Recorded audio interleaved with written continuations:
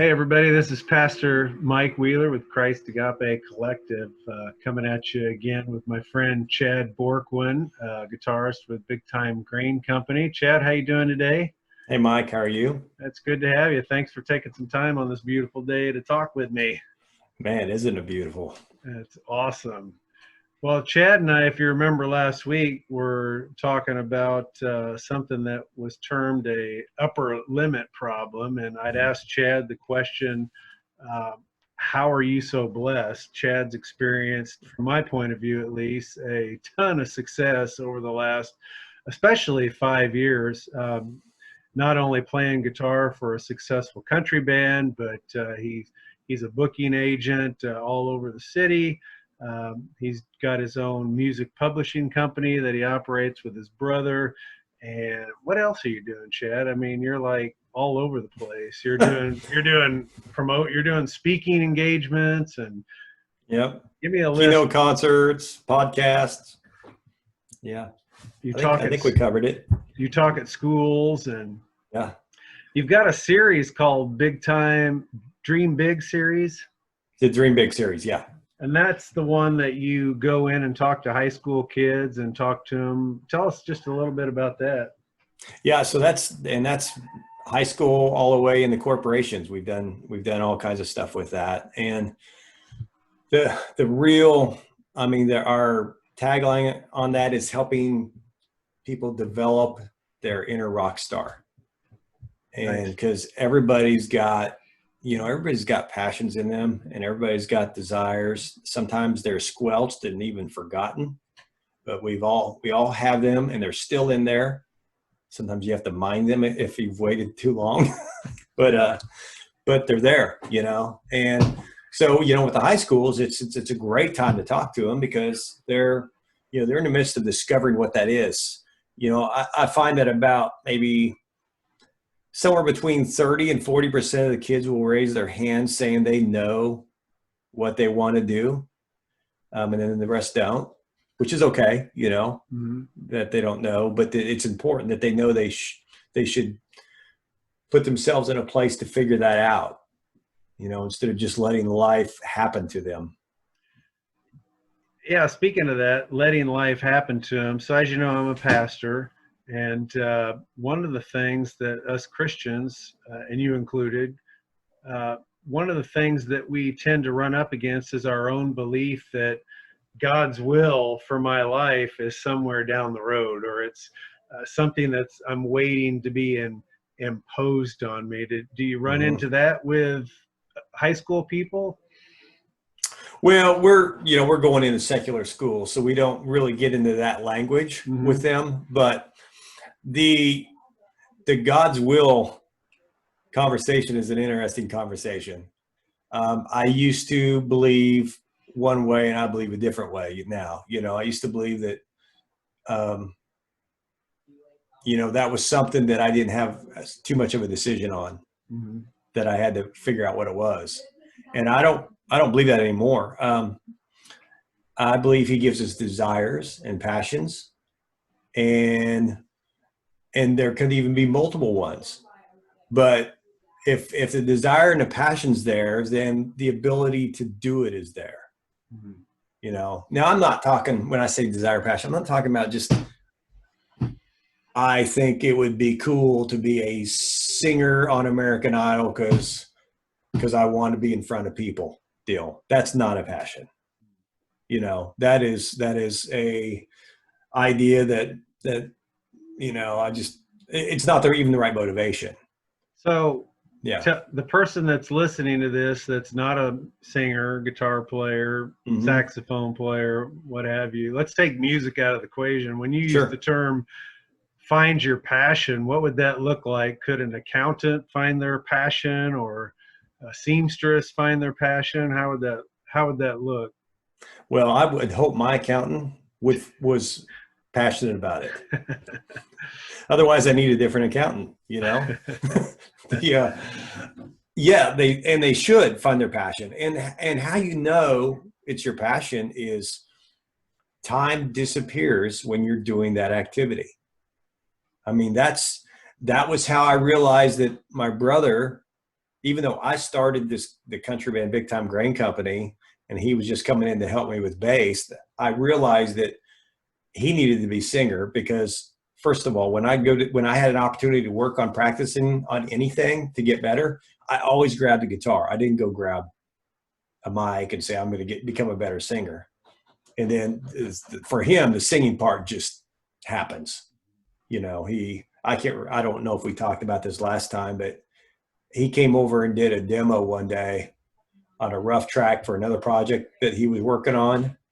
And he sang a rough draft just so the drummer to have something to play with. Mm-hmm. And he got done with that thing and left. And I'm like, geez, his rough draft sounds better than something I sang 100 times on. And that was an eye-opening thing for me. And then also realizing it's like time disappears for me when I play guitar. And I'm not talking about playing guitar on stage. I'm talking about just playing guitar. Mm-hmm. You know, I can sit down and do the most mundane drills, exercises still to this day. And I've been playing for years and have 2-3 hours disappear. So go ahead. Well, let me take it another direction, because one thing that I hear a lot is, what can I do to make money? How do you address that part of it? Do you constantly look for something that you think is going to make money, or you think you can get a job at, or do you take that totally out of the thinking? Well, I do now, because that doesn't work. I mean, there might be some temporary benefits, but if you're going into it making the decision based on whether you can make money or not, or as opposed to it's your passion, then it's probably the wrong path to take. You know, but if you focus on your passion first and then be open, that's the key. Being open to not even traditional ways of making money as a musician. I mean, the more open I get as a musician, the more I am stumbling onto ways. I call it stumbling. It's not really. The more these ideas come that are just, wow, it's like, I didn't even know that was an option. You know? That's good. Well, let's go back to God's will for your life, because I know I've stumbled on this for years. It sounds like you have too. And we tend to put God's will for us as like this pie in the sky, down the road, certain set of activities that we're waiting to be imposed on us. And we tend to think of God's will like God will want to send me to Africa to be a missionary, or God will want me to go to China to feed homeless people. We don't think of it in terms of what God's gifted us. Look, can I read you something? Yep. This is a book by Paul F. Knitter, and this might shock some people, but this is the title: Without Buddha, I Could Not Be a Christian. It's a fascinating read. My wife, Dawn, is reading it, and she just shared a little excerpt with me that I'm going to share with Chad here to start our discussion. And he says, God's will becomes for us not something that exists, but something that happens. It's not a prefabricated plan imposed on history, determining who wins which battle or whether it will be sunny this weekend. Rather, God's will is being worked out through the interaction of the ever-present, ever-active Spirit on the one hand, and the free choices of humans and random happenings of nature on the other hand. And I was going to just kind of get your take on that and how it relates to you discovering the true passion in your life and what God's will for you is. Yeah. So God is in everything.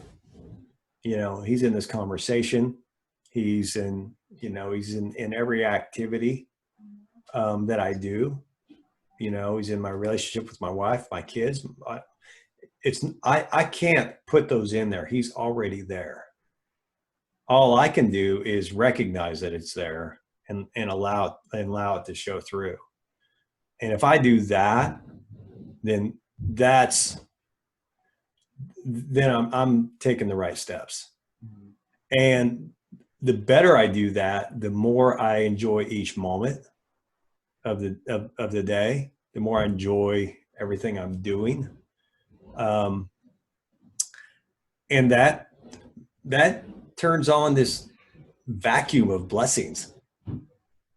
But you have to be careful. You can't do it for that reason. You know, that's the wrong reason to do it, because then that shuts the vacuum off as quick as you turn it on. But just, oh, sorry about that. But allowing it to happen, you know, allowing is one of those words that I think can be very, very hard to understand and grasp early on. It can be even seem a little mystifiable, you know, type, but it's not. It's just being present in the moment and being okay in the moment, being okay with who you are, and at the same time being willing to step out and try new things and move forward and grow, you know. Mm-hmm. And the better job, I don't do this right all the time, you know, but when I do it right, man, it's just like, you can tell. I mean, I can tell, because it's like everything's working out great. And I mean, I'm just, there's these what seemingly random happenings all day long that just are signs that he's in every moment and every conversation and everything. Yeah. And it sounds like living in the moment is a key part of that. Allowing God's blessings to overtake you takes some faith and patience, doesn't it? Totally does, you know.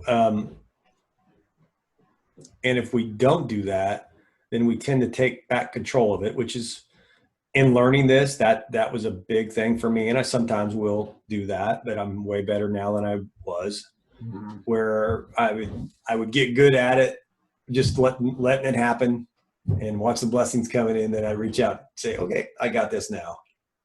And I would start trying to force stuff to happen faster.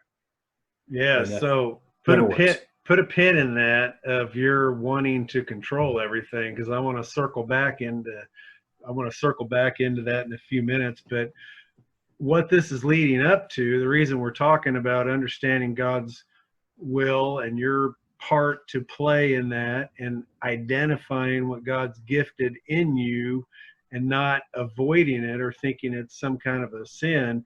But we started off, we're talking about upper limit problems. And what happens is we get to this point where we're pursuing our passions and we're allowing God to bless us, and these little self-sabotages show up that ruin the whole thing. And if we aren't aware of them, we're going to live a life of constant vicious cycle of up and down, up and sabotage. So I wanted you to define for people, what are these upper limit problems? And it sounds like you already identified a big one that reoccurs in your life, that wanting to control.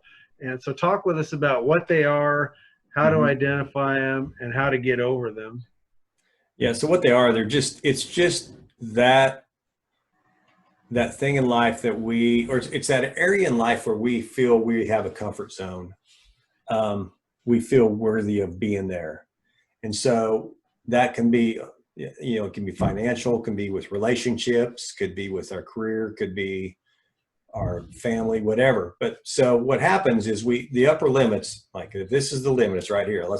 And just to make this simple to understand, I'm just going to use money, for example. Let's say we've got $1,000 in the bank account, and that's all we feel worthy of having to have. So what we're going to do subconsciously, a lot of times, is if we start making a little bit more money and end up with like about $1,200 to $1,300 in the bank, we're going to find some way for that to get down here, because we are now surpassed where we feel worthy of being. Okay. Now, again, it's not just a money thing. That can be a relationship thing. You know, it could be, say, you know, I'm getting along so well with my wife. And then we're getting along even better, but now it's like, okay, this is a little too good to be true. So I'm going to start a fight so I can get back down here. You know, but actually we don't get back down. We go back down here, and then we have to get back up after a few days on the couch, get our way back up. But and then the tricky thing is we don't always self-sabotage in the area where the upper limit is. So if our upper limit is financial, we might self-sabotage the relationship. Mm-hmm. So the key is knowing that happens. We all have them. Okay. You don't ever quit having them. You just continue to raise the bar for yourself where that is. And you get better at recognizing them quicker. And so that you can self-correct without something, you know, traumatic or devastating or whatever. You know, I think we talked about this last time, you know, is how hard do we need to get hit to get for our attention to pay attention. Right. And so for you, was there a particular moment in the last 5, 10, 20 years that happened, where you finally got kicked in the head hard enough that you woke up, and where this transformation maybe actually began for you? Well, it happened with what I do for a career, going back to music, when I'd been through 3 backup plans, 5 years apiece. You know, this stems way back to when I was a kid. My dad saying you have to have a backup plan, or because you can't make money at music. You know, and I was mad when he said that, and I wanted to prove him wrong, and I did go prove him wrong for about 5 years.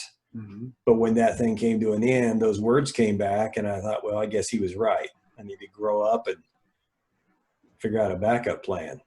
So at the end of those 3 backup plans, the last one was an advertising company, and it was after the '08 crash, but I can't blame the '08 crash. You know, a lot of advertising companies made it through that, but I didn't want to make it through it. Yeah. Because I was done. I was like, I'm not only not making any money, I can't stand what I'm doing. And you know, I remember the day vividly where I just said, I'm not going to do it anymore. I just flipped the switch. I don't always recommend that. I mean, if you've got ability to transition income wise and do that. But I was going broke anyway, so it didn't matter. And I said to myself, I said, if I'm gonna die on this vine here, I'm gonna die on the side of the mountain, climbing to the top, not doing something I don't want to do. And but that was the decision to start moving forward. The decision to start working on myself came when I've been friends with a guy named Brian Sorrell for years, and we've been meeting for years. But my brother, you know, about maybe a year into starting this group, said, you know, I think we should talk to Brian about being a kind of an accountability for our group. And at the same time we approached Brian said, well, it's kind of interesting you ask, because I was wanting to start moving into coaching, and you guys can be essentially we can be his guinea pigs. And, but that started, we've been meeting with him weekly now for five or 6 years now, at least. But that started us, you know, he was being coached himself. And so he was bringing us books to read. He was bringing us things, and we would talk through this stuff every week. And we were continuing to feed our minds with things that we needed to do to just move forward. And so once you start that process, then it's like it's like an onion. Mm-hmm. You know, you just start peeling back layers that are holding you back. And the further you go into it, the more layers you peel back, and it actually it can get easier once you get through all the hard layers. Yeah. You know? Well, talk to us specifically. You mentioned earlier your need for control. So that was a layer in the onion, right? Always wanting to make sure you controlled what happened. I'm going to pick on you with that one, because I think a lot of people suffer from that and don't even realize it. So tell us about that epiphany of when you realized, oh my gosh, I'm trying to control everything and I'm killing it? Well, I don't know if I have one epiphany because it happened multiple times. Mm-hmm. You know, it was just a deal where I would recognize I was moving forward. And this is back to the upper limit. You know, this was one of my upper limits was I would get to a certain level and think I need to take back the reins here and move this faster. But what that really was, that was like, this is going better than I feel worthy of this being. So I'm going to self-sabotage myself back to it with control. And I just did. I did a lot of that. Wow, so that's good. But over time, your radar gets better. The more you focus on this, more focused on it, the radar gets better. I'd pick up on it quicker and be able to self-correct quicker. So is trusting and allowing and being patient and living in the present moment difficult for you? I will say it is way easier now than it's ever been. I'm trying to think of the last time that I mean, here we are at a time where a lot of people are struggling with that. Mm-hmm. If this had happened to me personally, 6 years ago, this would have been a lot more traumatic for me. But, you and I even talked about that. It's like, currently I've been through way worse than what we're dealing with right now. Right. So, yeah.